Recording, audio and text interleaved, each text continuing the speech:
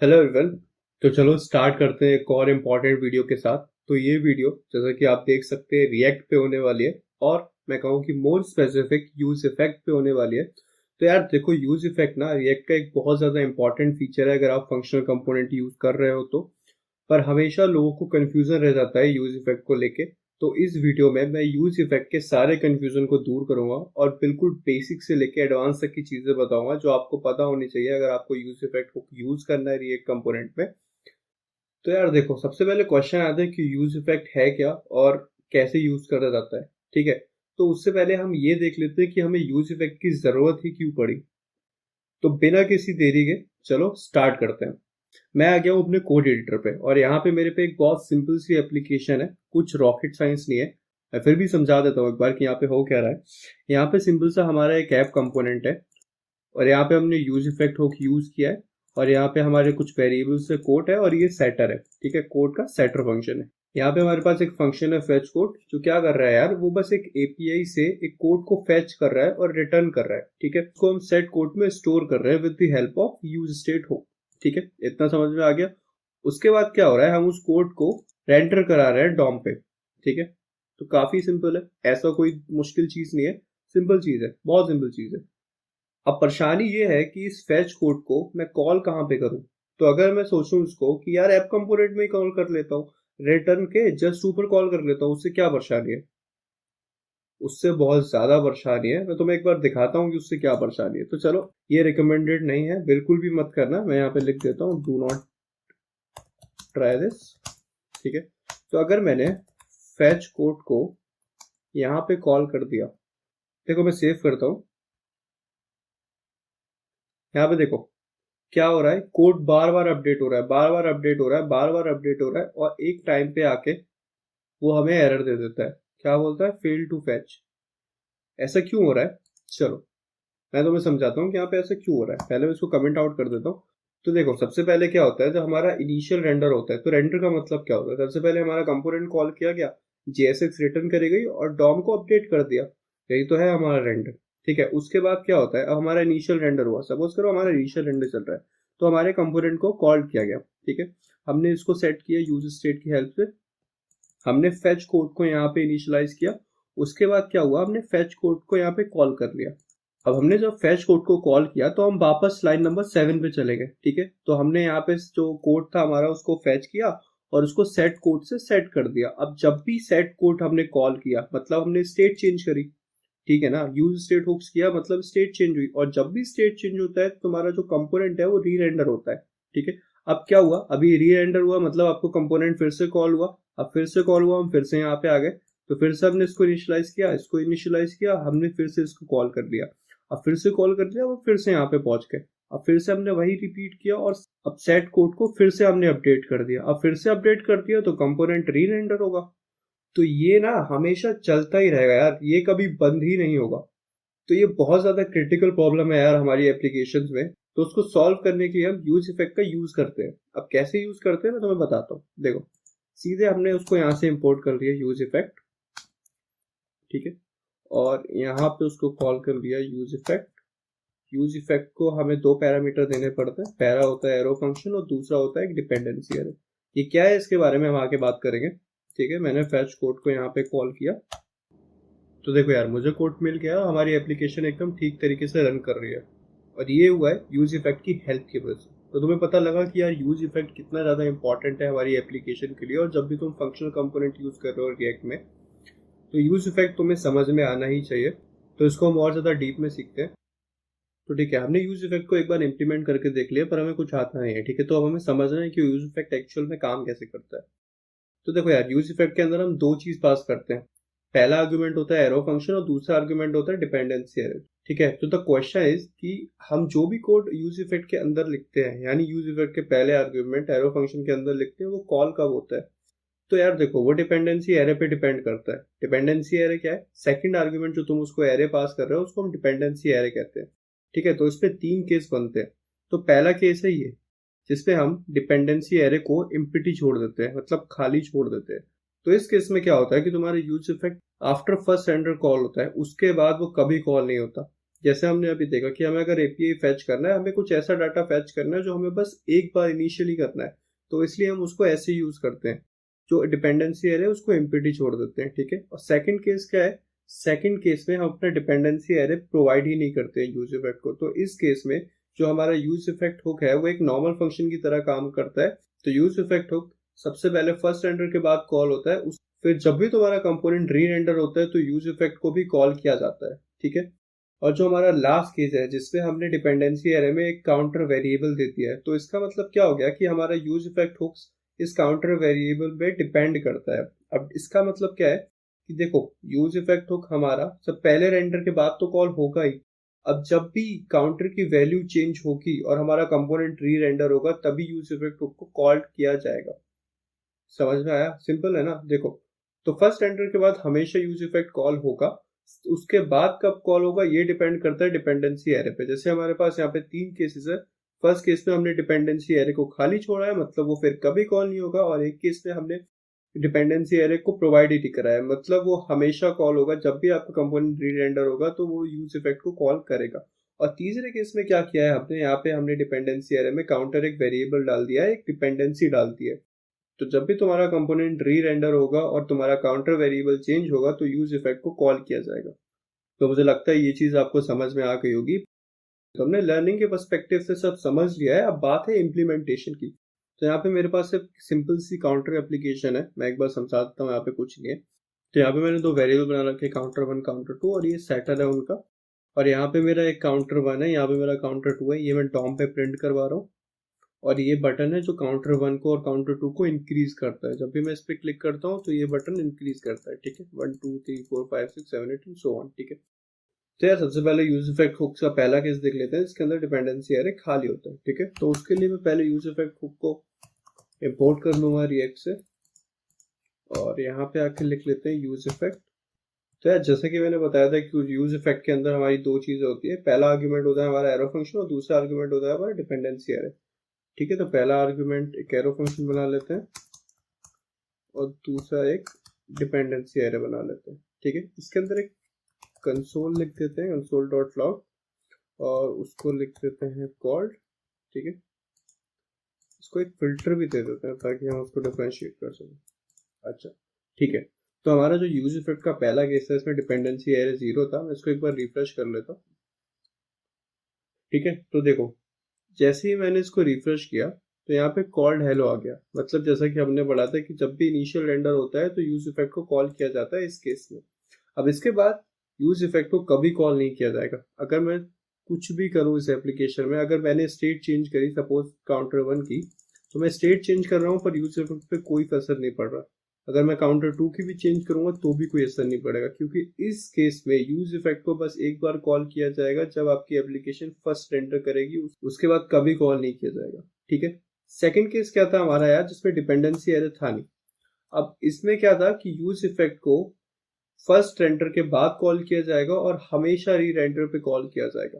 तो अगर मैं इसको रिफ्रेश कर लेता हूँ तो देखा तुमने, यहाँ पे आ गया है कॉल्ड, मतलब फर्स्ट रेंडर के बाद यूज इफेक्ट को कॉल किया गया। अगर मैं अभी स्टेट चेंज करता हूँ तो हमारी एप्लीकेशन री रेंडर होगी, मतलब हमारे कंपोनेंट को फिर से कॉल किया जाएगा। तो अगर मैंने यहाँ पे क्लिक किया तो देख रहे हो तुम लोग, कंसोल में बार बार कॉल्ड आ रहा है, क्योंकि हमारे यूज इफेक्ट को बार बार कॉल किया जा रहा है। मैं काउंटर 1 को चेंज करूँ या काउंटर 2 को चेंज करूँ, यूज इफेक्ट कॉल होगा हमेशा, ठीक है। तो ये हो गया हमारा सेकंड केस यार। अब थर्ड केस में क्या होता है, हम डिपेंडेंसी एरे में एक डिपेंडेंसी रख देते हैं। तो सपोज हमने अभी डिपेंडेंसी एरे में डिपेंडेंसी काउंटर रख दी, तो इसका क्या मतलब है कि हमारा यूज इफेक्ट हमेशा फर्स्ट रेंडर के बाद कॉल होगा, और जब भी काउंटर वेरिएबल चेंज होगा और हमारा जो कंपोनेंट है वो री रेंडर होगा तब कॉल होगा, ठीक है। तो मैं एक बार रिफ्रेश कर लेता हूँ। तो रिफ्रेश करने के बाद जैसे तुम लोग देख रहे हो यार कि कंसोल में कॉल्ड आ चुका है, मतलब हमारा जो यूज इफेक्ट है वो फर्स्ट रेंडर के बाद कॉल हो चुका है। अब सेकंड मेन पॉइंट क्या है इसका, जब भी मैं काउंटर को चेंज करूंगा, मतलब काउंटर 1 को चेंज करूंगा और हमारा कंपोनेंट री रेंडर होगा तो यूज इफेक्ट कॉल होगा, ठीक है। देखो अभी मैं पहले काउंटर 2 को चेंज करता हूँ, तो काउंटर 2 को चेंज करने पे कुछ भी नहीं हो रहा, हमारा यूज इफेक्ट कॉल नहीं हो रहा। जैसे ही मैंने काउंटर 1 को चेंज किया तो तुम लोग देखो हमारा यूज इफेक्ट कॉल होना स्टार्ट हो गया है। तो ठीक है यार, मेन चीज यही थी कि अगर तुम्हें ये समझ आ गया कि यूज इफेक्ट कॉल कब होता है और उसको कैसे हैंडल करना है, तो तुम काफी हद तक चीजें सीख जाओगे। आगे वीडियो में हम और ज्यादा चीजों को इन डेप्थ में सीखेंगे, ठीक है। तो चलो आगे बढ़ते हैं। तो यार अभी तक हमने काफी सारी चीजें देख ली यूज इफेक्ट में। तो अब बात करते हैं कि यूज इफेक्ट रिटर्न क्या करता है, ठीक है। तो उससे पहले क्या रिटर्न करता है, उससे पहले ये बात कर लेते हैं कि यूज इफेक्ट रिटर्न क्या नहीं कर सकता है। तो यूज इफेक्ट नंबर रिटर्न नहीं कर सकता कभी, यूज इफेक्ट स्ट्रिंग रिटर्न नहीं कर सकता, और यूज इफेक्ट के अंदर हम असिंक अवेट भी यूज नहीं करते क्योंकि वो एक प्रॉमिस रिटर्न करता है, और यूज इफेक्ट के अंदर हम प्रॉमिस रिटर्न नहीं कर सकते। तो फिर क्या रिटर्न कर सकते हैं हम यूज इफेक्ट के अंदर? तो सिंपली यूज इफेक्ट के अंदर बस एक हम फंक्शन रिटर्न कर सकते हैं, और जनरली इस फंक्शन को हम क्लीनअप फंक्शन कहते हैं। अभी क्लीनअप फंक्शन क्या होता है और क्यों यूज होता है, इसको हम अभी जाके सीखते हैं, ठीक है। तो देखो मैं अपने कोड एडिटर पे हूँ। तो यार देखो यहाँ पे मेरे पे एक सिंपल सी काउंटर एप्लीकेशन है। तो जब भी मैं इस बटन को क्लिक करता हूँ तो काउंटर इंक्रीज होता है, दैट्स ऑल। तो यार अभी इस एप्लीकेशन में मैं एक और फीचर ऐड करना चाहता हूँ कि जब भी मैं स्क्रीन पे कहीं पे भी क्लिक करूँ तो मुझे काउंटर की वैल्यू कंसोल में पता लग जाए। तो ये कोई बहुत ज़्यादा इंपॉर्टेंट फीचर नहीं है, मैंने इस फीचर को सोचा है ताकि मैं आपको क्लीनअप का फंक्शन अच्छे से समझा सकूँ। तो एक ऑन क्लिक हैंडल के साथ मैं ये कर सकता हूँ। तो अगर मैं ये डिवीजन पे ऑन क्लिक हैंडल लगा दूँ तो ये काम करेगा क्या? On click console dot log, चलो जब भी मैं यहाँ पे क्लिक करूँगा आई गॉट अ हेलो, ठीक है। तो यहाँ पे क्लिक करने में काम हो रहा है।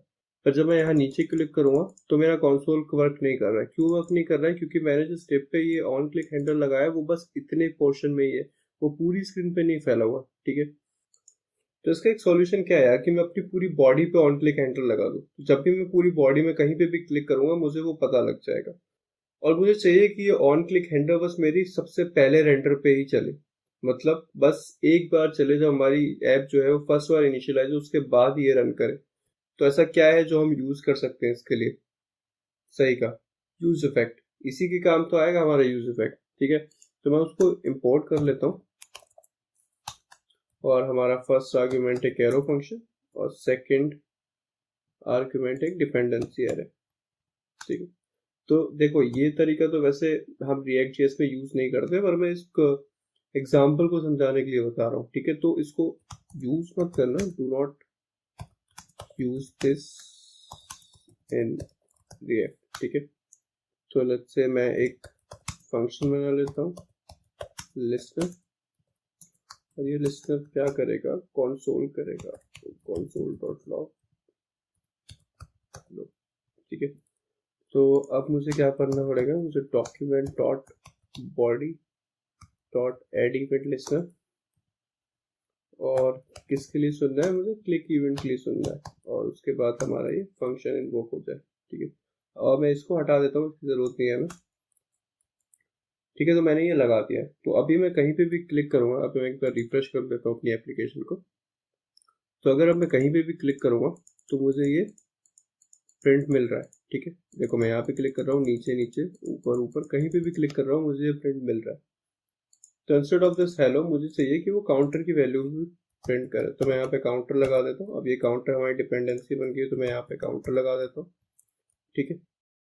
तो अगर मैं इसको रिफ्रेश करूंगा और अभी मैं यहाँ पे आके क्लिक करूंगा तो हमें 0 मिल रहा है, ठीक है।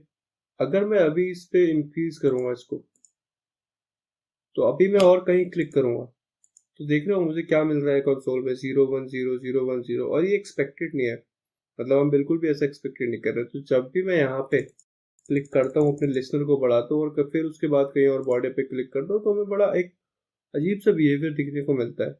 जब भी हम काउंटर की वैल्यू को इंक्रीज करते हैं वो हमारे कंपोनेंट को री रेंडर के लिए पुल करता है। जब ऐसा होता है तो यूज इफेक्ट क्या करता है, एक और हैंडलर ज्वाइन कर देता है।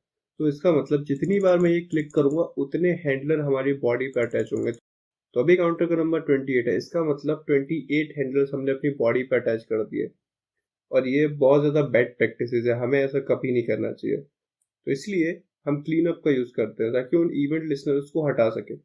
तो वो कैसे होगा, यहाँ पे हम एक फंक्शन बना लेते हैं क्लीन अप, जो क्या करेगा, हमारा document dot body dot remove event listener click and listen, ठीक है, और इस फंक्शन को हम रिटर्न कर देते हैं, रिटर्न क्लीनअप। तो अगर अभी मैं जाके रिफ्रेश करता हूँ और फिर से स्टार्ट करके अगर मैं अभी कहीं पे क्लिक करता हूँ तो हमारा सब ठीक काम कर रहा है। अगर मैं अभी इसको इंक्रीमेंट करता हूँ तो ये हमारा ये है, और उसके बाद अगर फिर मैं कहीं और क्लिक करता हूँ तो हमें 6 ही मिल रहा है। ठीक है, तो हमारी ऐप जो है वो एकदम ठीक काम कर रही है जैसा हम एक्सपेक्टेड करते हैं। तो क्लीनअप हमारी बहुत ज़्यादा मदद करता है जब भी हम किसी डॉक्यूमेंट या किसी एलिमेंट में एक इवेंट लिस्टनर लगा देते हैं और उसको रिमूव नहीं करते, तो वो क्या होता है कि वो जो इवेंट लिस्टनर है वो पाइल अप होता रहता है, पाइल अप होता रहता है, और ये हमारी ऐप के लिए बहुत ज़्यादा बुरी बात होती है। ठीक है, तो थोड़ा और ज़्यादा देख लेते हैं कि क्लीनअप कैसे काम करता है। तो देखो ये हमारे यूज इफेक्ट, और हम यहाँ पे क्या कर रहे हैं, हम बॉडी में एक लिस्टनर को लगा रहे हैं क्लिक इवेंट के लिए। ठीक है, तो ये चीजें हम यहाँ कर रहे हैं, हमने पहले समझ लिया है। अब एक्चुअल में कैसे काम करती हैं चीजें बिहाइंड द सीन, कि जब भी हमारा फर्स्ट रेंडर होता है तो उस एरो फंक्शन को कॉल किया जाता है। अब ये कौन सा एरो फंक्शन है, ये है यूज इफेक्ट के अंदर वाला फंक्शन। जैसे कि हमने पहले डिस्कस किया था कि हमारे फर्स्ट रेंडर के बाद यूज इफेक्ट को कॉल किया जाता है। ठीक है, और ये हमेशा होता है। उसके बाद क्या होता है कि क्लीनअप को रिटर्न करता है यूज इफेक्ट। अभी इन्वोक नहीं किया है, पहले रेंडर के बाद क्लीनअप को रिटर्न किया है।